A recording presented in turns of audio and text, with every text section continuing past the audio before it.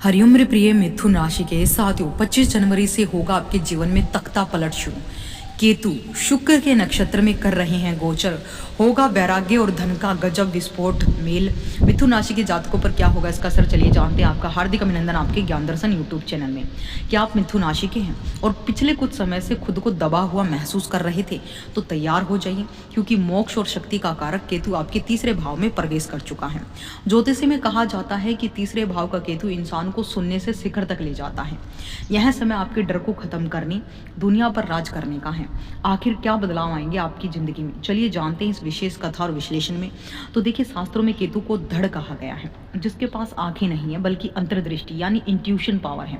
जब यह पराक्रम के तीसरे घर में बैठता है तो एक प्राचीन कथा याद आती है, जैसे एक मौन योद्धा जो शोर नहीं मचाता, लेकिन जब उसकी तलवार चलती है तो जीत पक्की उसकी होती है। कुछ ऐसा ही मिथुन राशि के जातकों के साथ होने वाला है।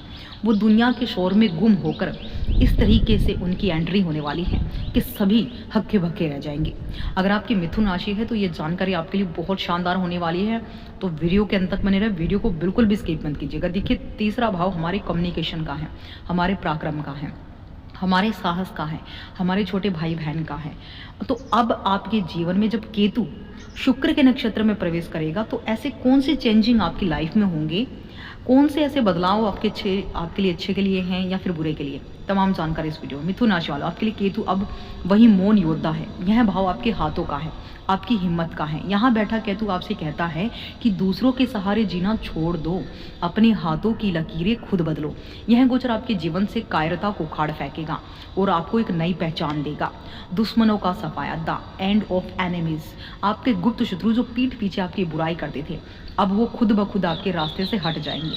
केतु की शक्ति आपके व्यक्तित्व में एक ऐसी चमक देगी कि लोग आपसे टकराने से डरेंगे। करियर में तख्ता पलट। अगर आप मार्केटिंग, आईआईटी, लेखन में हैं तो आपकी वाणी में एक जादू पैदा होगा। आप अपनी बातों से बड़े बड़े सौदे फाइनल करेंगे। यह समय अपनी स्किल को अपडेट करने का है।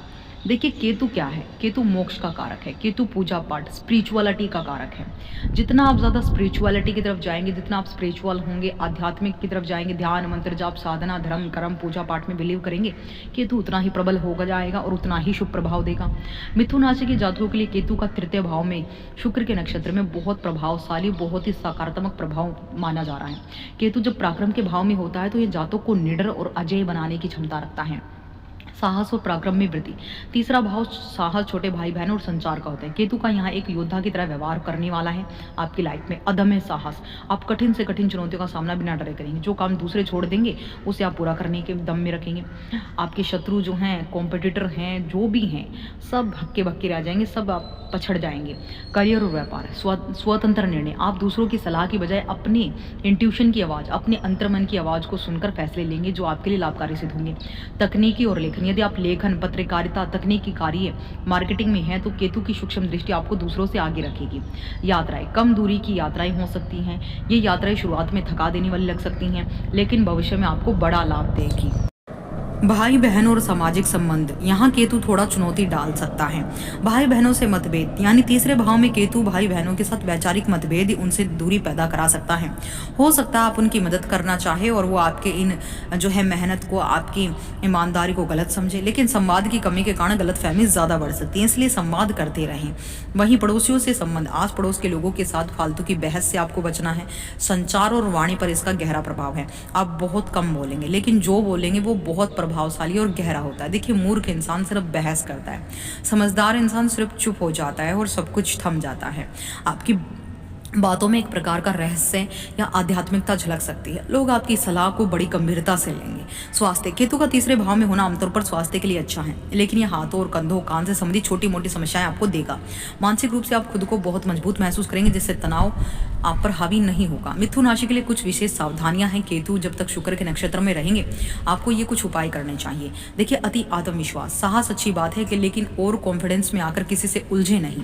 दस्तावेज, डॉक्यूमेंट्स, किसी भी कागजात पर हस्ताक्षर करने से पहले उसे 2 बार जरूर पढ़ें, क्योंकि इस समय आपके साथ छल कपट बहुत हो सकता है, क्योंकि केतु कभी कभी बारीकियों को नजरअंदाज करवा देता है। शुभ फल बढ़ाने के उपाय तो यही है कि पक्षियों की सेवा करनी शुरू कर दीजिए। पक्षियों को बाजरा, 7 प्रकार का अनाज, सप्त धान्य खिलाएं। गणेश आराधना, लेना। बुधवार के दिन गणेश जी को बेसन के लड्डू और ध्रुवा घास अर्पित करें। सोने की चैन हो सके तो या कानों में सोने की मुद्री जो है पहनना शुरू कर दीजिए, इससे केतु बड़ा प्रबल हो जाता है। मिथुन राशि वालों, केतु का यह गोचर आपके लिए किसी वरदान से कम नहीं है। बस अपनी मेहनत पर भरोसा रखें और डर को पीछे छोड़ दें। अगर आपको यह जानकारी उपयोगी लगी तो हमारे परिवार से जुड़े और इस वीडियो को शेयर करें। जय श्री कृष्णा।